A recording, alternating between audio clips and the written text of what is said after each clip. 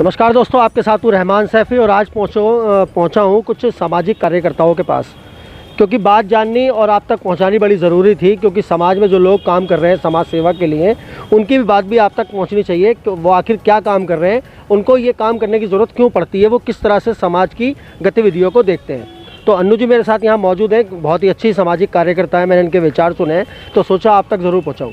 अन्नू जी, ये सामाजिक कार्यकर्ता की जो एक नीति है, ये आप समाज में रहने वाले सभी लोगों के लिए करती रहती हैं, मैं हमेशा देखता हूँ। आखिर वो कौन से ऐसे कार्य हैं जो आपके द्वारा लोगों को जिनको फ़ायदा पहुँचता है, और आप क्या क्या कराती रहती हैं लोगों की समस्याएं सुलझाने के लिए? देखिए, मैं ज़्यादा बड़ी तो नेता नहीं हूँ, ना बड़ी कार्यकर्ता हूँ। एक नॉर्मल इंसान हूँ, सोशल वर्कर हूँ और समाज सेविका हूँ।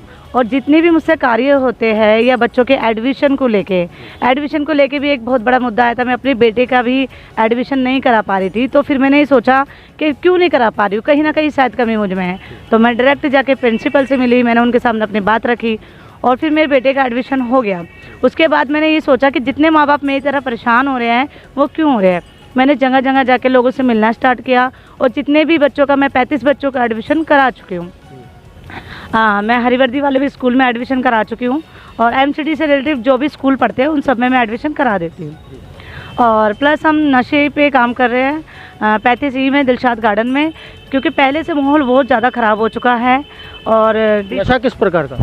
नशा जैसे शराब का नशा है, अफीम का नशा है, गांजे का नशा है। इस तरीके से छोटे छोटे बच्चे इस नशे का शिकार हो रहे हैं और हमें इस तरीके से बहुत ही दुख होता है। जिन बच्चों ने हमारे सामने जन्म लिया है, आज उन बच्चों की ज़िंदगी ख़राब हो रही है। कहीं ना कहीं इसके ज़िम्मेदार हम खुद हैं, क्योंकि हम इस पर रोक लगा ही नहीं सकते, हम लगाना ही नहीं चाहते। अन्नू जी, मैं आपको रोकना चाहता हूँ, एक बात जानना चाहता हूँ आपसे। माँ बाप जिम्मेदार कैसे हो गए? सरकार का काम है, प्रशासन का काम है, पुलिस प्रशासन का काम है कि वो नशीले पदार्थ जो है आम जनता तक ना पहुँचे। आखिर कैसे पहुँच रहे हैं सारे नशीले पदार्थ जिससे हमारे बच्चों पर ये फ़र्क पड़ रहा है? ये नशे के पदार्थ इसलिए पूछ रहे हैं, अभी माँ बाप को ना बिल्कुल टाइम बच्चों के लिए मिलता नहीं है। वो बच्चों को छोड़ के अपनी अपनी लाइफ में सेट हो गए, इधर उधर घूमते रहते हैं, अपनी नौकरी को लेके, बिजनेस को लेके, किसी भी चीज़ को लेके, और वो बच्चों को ना उनके हाल पे छोड़ देते हैं। उनको पैसे दे देते हैं, फिर उस पैसे का वो किस तरीके से फ़ायदा उठा रहे हैं, किस तरीके से क्या सामान खरीद रहे हैं, उनको खुद नहीं पता होता।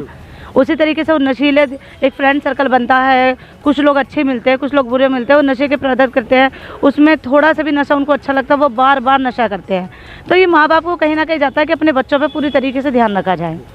एक चीज़ और है, मैंने ये भी सुना कि आप अस्पताल के स्वास्थ्य विभाग के लिए भी काफ़ी काम करती हैं। क्या काम है आखिर वो जो आप करती रहती हो समाज के लिए? देखिए, मैं किसी अस्पताल की कमेटी में नहीं हूँ, पर मैं एक जिम्मेदारी नागरिक हूँ और हॉस्पिटल में कोई भी नागरिक किसी को ले जाके भी दिखा सकता है। अगर मेरे पास कोई भी केस आता है तो मैं उसको दिखाती हूँ। अभी मेरे पास चाचा नेहरू हॉस्पिटल का एक केस आया था, जिन्होंने मुझे फ़ोन किया और सुधा जी के द्वारा मेरे पास वो केस आया, तो मैंने उस बच्चे को तुरंत ही सतेंद्र जैन जी के पास गई और उनसे निवेदन किया, पर्सनली उनसे कॉल भी कराई और लेटर भी लेके आई और बच्चे का ऑपरेशन हो चुका है। मैं उनको बहुत बहुत धन्यवाद करना चाहूँगी कि उनके माध्यम से, एक छोटी सी मेरी कोशिश से और एक उनकी जल्दी कार्रवाई करने से उस बच्चे की ज़िंदगी आज बच पाई है। कुछ महिलाएं हमने ऐसी देखी हैं जो घरेलू हिंसा का शिकार हो जाती हैं, उनके लिए क्या प्रावधान है आपके पास?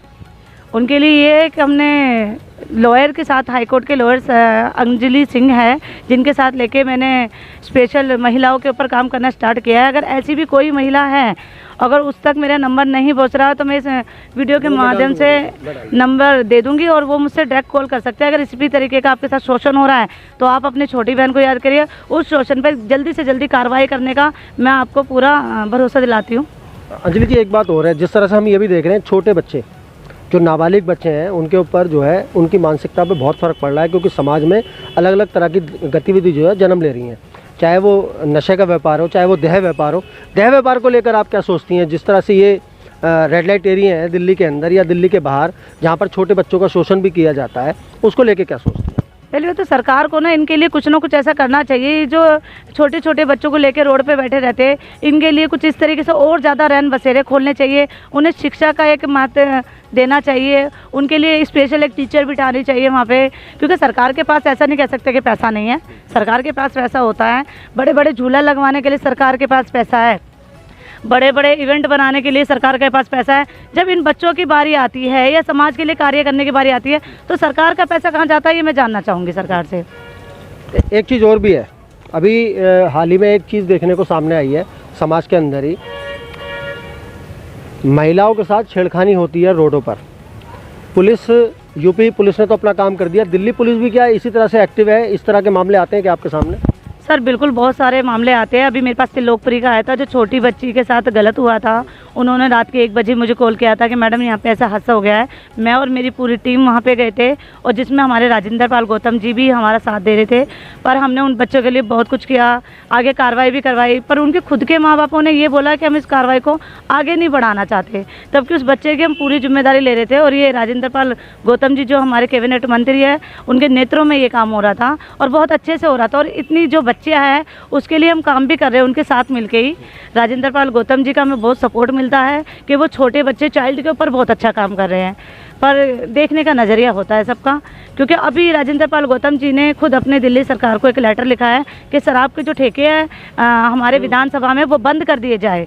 उनकी अपील को इस चीज़ के क्या आपको लग नहीं रहा है दिल्ली सरकार का एक बहुत गलत फैसला है जो शराब की दुकानों को, ठेकों को गलियों तक पहुंचा दिया गया है? इस पर तो समाज में बहुत फर्क पड़ेगा।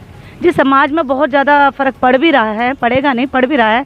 तो मैं यही केजरीवाल जी से निवेदन करना चाहूँगी, वो हमारे बड़े हैं, हम उनसे हाथ जोड़ के निवेदन करना चाहेंगे कि बड़े बड़े मार्केटों में आप खोल सकते हो, पर ये जो आप गलियों में या पे मोहल्लों में इस तरीके से खोल रहे हो, इस पर बहुत ज़्यादा गंदा असर बच्चों पे पड़ रहा है। तो निवेदन चाहूँगी कि जो मान्यवर मंत्री जी ने ये लेटर लिखा है, इस पर कार्रवाई की जाए और ये दारू के ठेके बंद कर दिए जाए। ये जितने भी देखो, ये दारू जो बिक्री है, जो ठेके हैं, इनसे भी एक फ़ंड पास होता है, मैं जानती हूँ। इनसे भी कहीं ना कहीं एक फ़ंड पास हो रहा है जो कहीं ना कहीं सरकार के लिए ही दिया जाता है।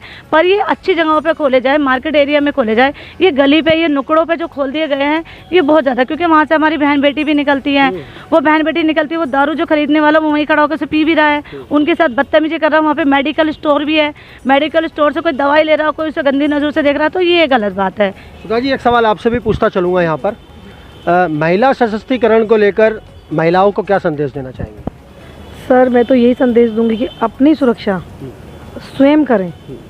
स्वयं का मतलब डरे नहीं, निडरता से किसी चीज़ को लेकर कभी भी मन में डर ना बिठाएं।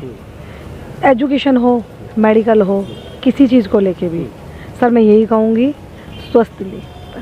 तो दोस्तों, ये वो सामाजिक कार्यकर्ता मेरे साथ थे जो समाज की उदाहरणा के लिए बहुत कार्य करते रहते हैं आए दिन, अभी बहुत सारे अनु जी ने बताए हैं। और मैं आपसे ये भी वादा करता हूँ, जो भी अनु जी द्वारा जो भी कार्य किए जाएंगे वो भी अपडेट आप तक पहुँचाऊँगा। तो दोस्तों, मिलते हैं अगले मुद्दे के साथ। इसी के साथ जय हिंद, जय भारत, जय संविधान।